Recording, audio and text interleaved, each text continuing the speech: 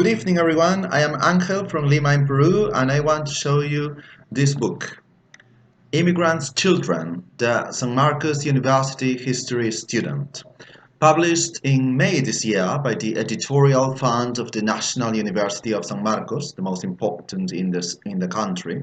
This book has been edited by Manuel Burga, who holds a PhD in history from the Sorbonne, and Carlos Paredes, who holds a bachelor's degree in history from this university, San Marcos. In 320 pages, this book aims to share the testimonies of 24 students of methodology and theory of history during 2016 and 2017 regarding the generations of their grandparents, their parents, and their own one, the so-called millennial. As the introduction explains, this is a rather long introduction. This is a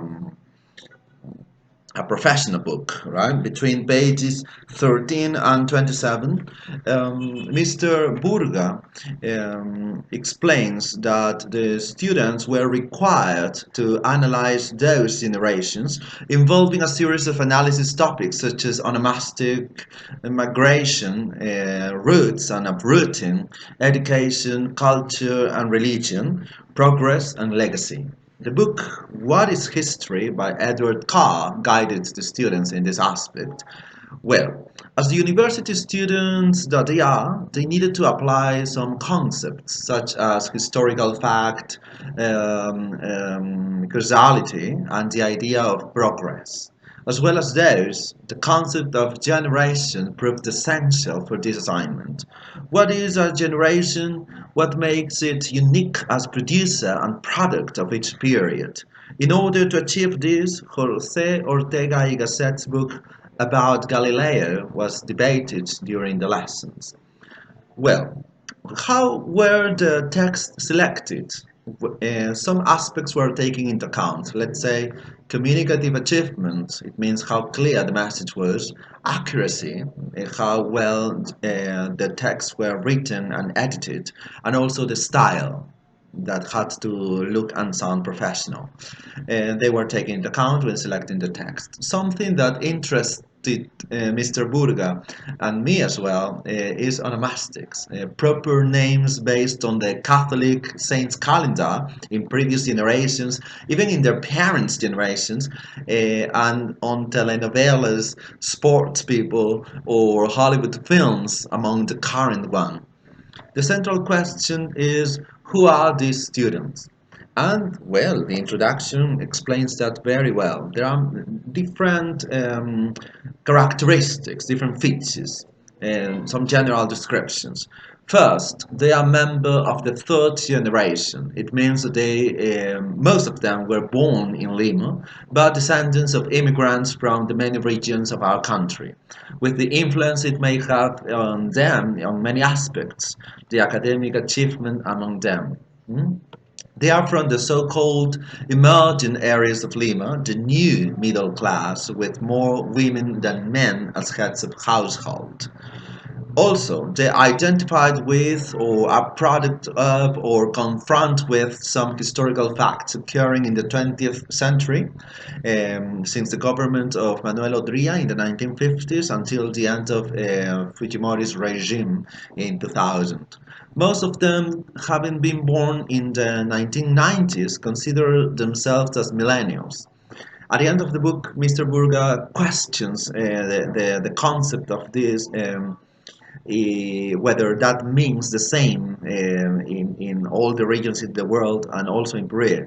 But well, also facing a market economy wherever they are, and over 50% of them having a full-time job, it must have a detrimental effect on their academic achievement. Next, unlike their religious parents and grandparents, they are agnostics or atheists. They are more comfortable with an individual conception of life. The, another difference with their parents and grandparents is a kind of dilemma. On the one hand, they appear to hide some cultural practices belonging to their regions of origin and expressed in their parents or grandparents, but at the same time, they seem to respect them, okay, to perhaps to long for them. Another, and well, the last feature is the general one, is the idea of education playing a key role so as to achieve progress. This is something that not only they have come to believe, but perhaps their parents or their grandparents influenced or they taught them to think like that. Well, um, as well as the editors, I have to mention the names of the boys and girls who have participated. Héctor Aguado, José Aldea, Daniela Arauco, José Arevalo, Gerson Benítez, Elliot Calderón, Guillermo Castañeda, Esteban Chipana, Brian Choquepuma, Becker Condeso, Joel Estacio, Raiza Honorio, César Jaramillo, Raúl Kuroki, Jason López, Luis López, Jesús Mejía, Carol Banana, Ángel Quispe, Sara Quispe, Jocelyn Rodas, María Santibáñez, Ángel Valle, and María Sonana. As you can find, they might represent the multicultural aspect of our society, expressed even in their surnames. Many of them Spanish, others in native, even a Japanese surname. That story is particularly interesting. At the end of the book, in the epilogue, let's find between page 307 and 313, Mr. Manuel Burga asks some important questions. What generation they belong to?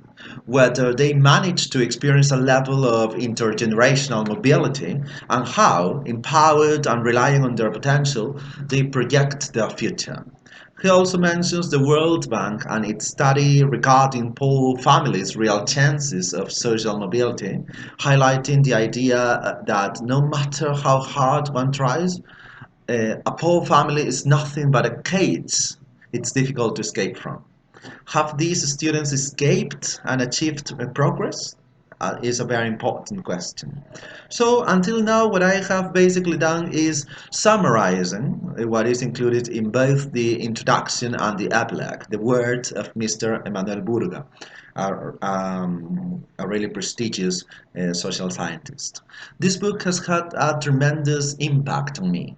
As a former student of this very profession, who could not finish that, as the grandson of Andean and Amazonian immigrants, as a limeño of the emergent zone of Lima, someone who lives in San Juan del Urigancho, a district in which some of the students live. There are some statistics at the end of the book. There is a map of the city of Lima and the number of students who live in some of the areas.